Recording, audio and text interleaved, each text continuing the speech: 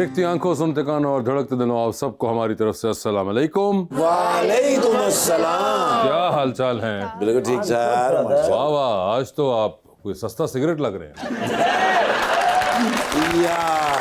एडा जहीन बंदा सानू सूट नहीं करता। अच्छा अच्छा जी। अपने पैरां वाल वेख के कह रहे जी सारा कसूर इन्हां दा है, मैनू गलत रास्ते लैके जांदे ने। शादी से पहले मुझे एक दफा मिले और मुझे कहने लगा यार देखो की जिंदगी है मेरी, चम्मच नहीं मैं धोना आउंदा। फिर शादी का मशवरा दिता, हुण माशाल्लाह भांडे भी ते नाल कपड़े भी धो लेने। मैनू एक दिन कहते यार पता नहीं अमीर लोग किवें सो जाते ने, फ्रिज च जूस पिया होवे मेरा, मैनू नींद नहीं आती सारी रात।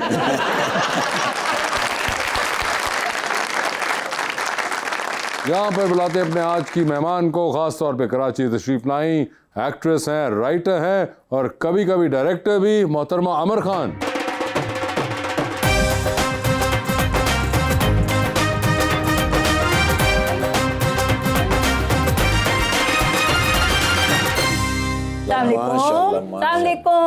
वालेकुम अस्सलाम। वाह यार, ऑडियंस भी उतनी पुरजोश जितने आप सब। बस देख ले, मौसम अच्छा हो तो हम ऐसे ही होते हैं सारे। अभी इनका मूड ठीक था, उन्होंने वासे भाई को देख लिया ना। लेकिन फिर भी ठीक है माशाल्लाह। बहरहाल पूरी ऑडियंस की तरफ से और हमारी तरफ से welcome to the show. Thank you so much. एक शेर मैंने लिखा है आपके लिए स्पेशल। तेरी हर बात मोहब्बत में गवारा करके, दिल के बाजार में बैठे हैं खसारा करके। हाय हाय। आते जाते हैं कई रंग मेरे चेहरे पे, लोग लेते हैं मजा जिक्र तुम्हारा करके। हाय हाय हाय हाय। जो मुझे पढ़ा सके कोई नहीं ऐसा स्कूल है, आहा। जो बात करने लगा हूँ लगेगी फजूल है। अमर जी अगर आप इतनी बहादुर हैं तो 3 मर्तबा कह के दिखाएं, कैसर पिया मुझे कबूल है।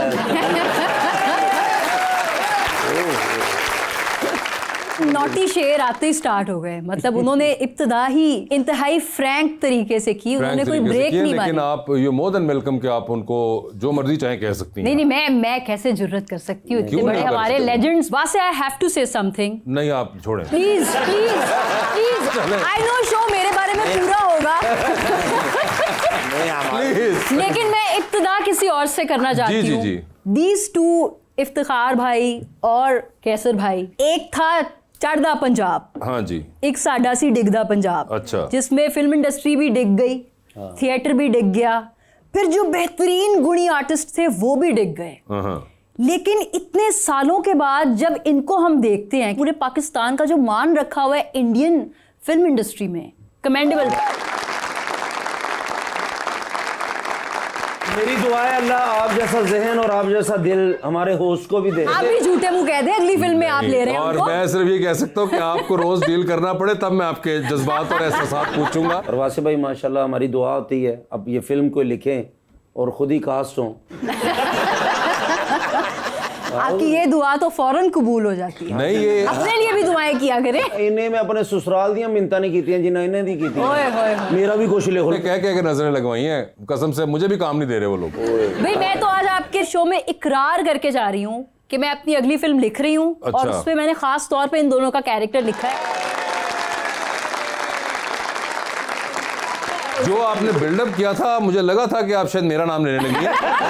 अगर आपने इन दोनों को कास्ट करना है तो आप इनको वॉइस नोट ही भेज सकती थी, ये हमारा प्लेटफॉर्म इस्तेमाल करने की हरगिज़ जरूरत नहीं थी हमें। मगर अमर साहिबा ये बताइए कि आप अब लिख भी रही हैं या नहीं, है सिर्फ आप अब ग्लैमरस रोल्स ही कर रही हैं? कहाँ ग्लैमरस करती हूँ, इतने रोने धोने वाली रोंदी बूथी बनी होती है हमारी टीवी रोने धोने वाले पे भी आप लोग इतना तैयार होकर आते हैं। ये बात नहीं। ऐसे तो ना करें, तमाम जो नए लॉन के जोड़े हैं वो तमाम पाकिस्तानी ड्रामों में हमें नजर आते हैं। बिल्कुल ऐसे ही है। तो मतलब ये रोने धोने में सास बहू हो, शौहर जैसा भी हो, आप लोगों के कपड़े बड़े जबरदस्त होते हैं। बड़ी एक्ट्रेसेस का ये मानना है कि रोए भी तो खूबसूरती तो दिखनी। हाँ, तो so there is glamour in there. बिल्कुल बिल्कुल। तो मुझे बताएं कि ये जो सारा ग्लैमर है और ये जो अब एक्ट्रेस और इसके गिर्द गिर्द का जो पैराफिनेलिया है आपका, इस दरमियान में ये राइटिंग जैसा मासूम काम कब कर पाती हैं आप? ये जब मैं बिल्कुल बेजार हो जाऊं, सेम टाइप के रोल्स जब ऑफर हों, तो फिर कोई ब्रेक लेती हूँ, कोई 4-1 महीने की, और उसमें फिर लिखने की 4 महीने में लिख देती हैं आप फिल्म? नहीं, फिल्म तो खैर नहीं लिखी जाती, वो तो 2-2 साल पुरानी कहानियां पढ़ी होती हैं। लेकिन आई थिंक वो एक फोकस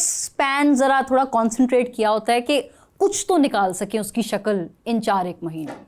ओके, मगर ये तो बड़ा एक अकेले रह के करने वाला काम है, बिल्कुल बड़ा ऐसे। बोरिंग काम है, बड़ा एक अजीब सा इंसान कथारसिस, सेल्फ जी। कथारसिस और पता नहीं क्या क्या डिप्रेशन में चला बिल्कुल, जाता है। बिल्कुल, बिल्कुल। तो ये कहाँ, एक्ट्रेस तो आपके इर्द गिर्द हर वक्त लोग होते हैं, बाहर निकल रहे हैं लोग, तस्वीरें। जब शूट करते हैं तब तो लोग होते हैं, घर में नहीं कौन से मगर लोग होते हैं? नहीं, मैं तो मगर हूँ भी घर में इकलौती। ज्यादा रहते नहीं ना फिर एक्टर। हाँ, ये भी वो है। ऐसी जगहों पे जाते हैं जहाँ पे उनको लोग पहचान सकें, बिल्कुल। और तस्वीरें खिंचवा सकें। हाँ हाँ, मतलब ये आपको पता ही है। और जैसे आप राइटर हैं कि फिल्म लिखती हैं जब, हाँ जी। तो जो राइटर होता है वो साथ एक्टिंग भी कर रहा होता है। आसिया कहाँ जा रही है, ये ऐसा कभी बेहतर होता है? आइडिया होगा जो लिख रहा हो और गलती से वो साथ उस प्रोजेक्ट में एक्ट भी कर दे, तो वो जो डबल प्रेशर है वो सर शदीद। ये फिल्म लिख रहे थे दफ्तर में, खतरनाक। इन्होंने दीवार में ना ऐसे सर मार दिया डा, मैं क्या कि गीता कहते हीरो ने जो करना है। Method acting. पहले तो ये कि ये आसिया वाली फिल्म मैंने नहीं लिखी हुई, मगर आपने तो पूरी फिल्म लिखी हुई है, आप लीड भी कर रही थी, तो आप जी। बेहतर जवाब दे सकती हैं इसका। मैं आपको एक और बात बताऊं, अगर आपके डायरेक्टर अच्छे हो ना तो आधे से ज्यादा बोझ तो वो संभाल लेते हैं। तो मुझे जो कॉम्प्लिकेशन फील हुई वो सबसे ज्यादा ये हुई, मैंने एक रमजान ड्रामा भी लिखा, वो भी बड़ी स्टार स्टडेड कास्ट थी। हीर द हीरो। हीर द इमरान हीरो, भाई, बिल्कुल। ठीक है।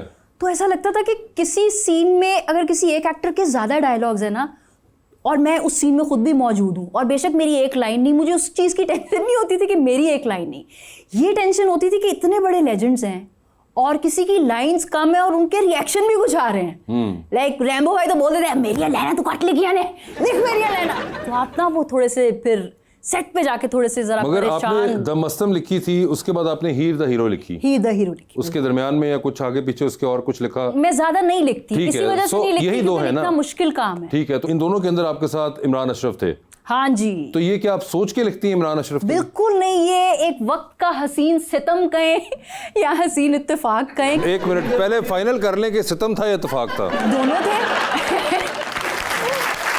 इत्तेफाक तो समझ आ गया, सितम कैसे हुआ? मुझे ऐसा लगता है कि जब हमने दम मस्तम कर ली ना, तो उसके फौरन बाद शायद जो ये ड्रामा बना रहे थे उनको लगा कि वो पेयरिंग अच्छी थी हम दोनों की फिल्म में, अच्छा। और उन्होंने फिर हमें एक साथ इस ड्रामे में भी कास्ट कर लिया। हर जी, आपकी जो अम्मी है फरीहा जी, वो एक बहुत क्लासिक एक्ट्रेस हैं। आप अपना कोई भी प्रोजेक्ट जब लेती हैं तो उनसे आके डिस्कस करती हैं, गाइडलाइंस लेती हैं उनसे? बहुत देर तक तो उनको ये यकीन भी नहीं था कि मैं एक्टिंग या राइटिंग की तरफ आऊंगी।